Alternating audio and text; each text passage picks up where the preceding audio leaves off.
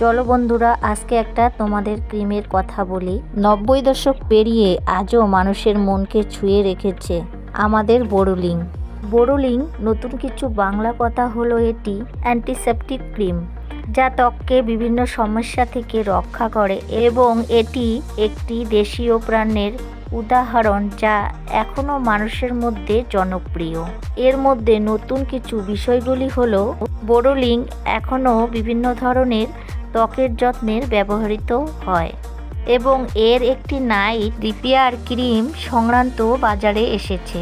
এছাড়াও বোরোলিন হলো দুই দেশি আন্দোলন থেকে শুরু করে এখনকার প্রজন্মের মধ্যেও একটি কাল্ট ফেভারিট হিসেবে রয়েছে।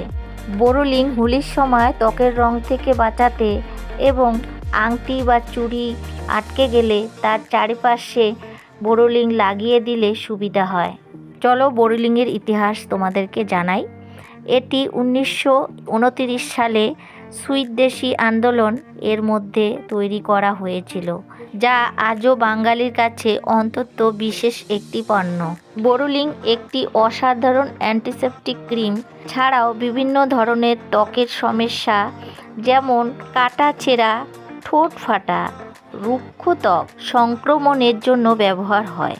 এটি অনেক বাঙালির কাছে একটি নস্টালজিক এবং প্রিয় ব্র্যান্ড, যা তাদের শৈশবের কথা মনে করিয়ে দেয়। কিছু লোক এটিকে সব কিছুর নিরাময়কারী বলে মনে করে, এমনকি এটি একটি ভাঙা হৃদয়কে নিরাময় করতে পারে। সবাই মজা করে বলে বোরোলিন এমন একটা ক্রিম যে অল্প টাকাতেই আমরা কিনতে পারি। মাত্র 10 টাকা হলেই একটা বোরোলিন আমরা কিনে নিতে পারি। শীতকালে তো বোরোলিন অবশ্যই ঘরে রাখতে হবে, কারণ সবারই এখন পায়ের গোড়া ফাটে এবং হাতের চামড়া উঠে যায়, ঠোঁট ফাটে, হঠাৎ করে কেটে গেলে সেখানে দিলে আমরা কিন্তু সব সমস্যার থেকে সমাধান পেতে পারি মাত্র এই 10 টাকার ক্রিম থেকে। এর বড়ও পাওয়া যায়, তো যার যেটা মনে হয় সেটাই নিয়ে রাখবেন। এটা একটা অনেক দামি ক্রিমের মতোই, কিন্তু কাজ অনেক অনেক গুণ বেশি।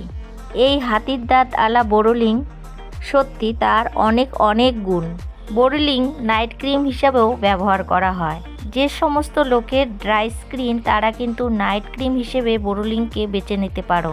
যে সমস্ত বন্ধুদের ড্রাই স্কিন তারা কিন্তু এই বোরোলিন রাত্রিবেলা ঘুমানোর আগে ভালো করে মুখ ধুয়ে তারা কিন্তু নাইট ক্রিম হিসেবে লাগাতে পারো। কথা দিলাম 100% তোমাদের উপকারে আসবে।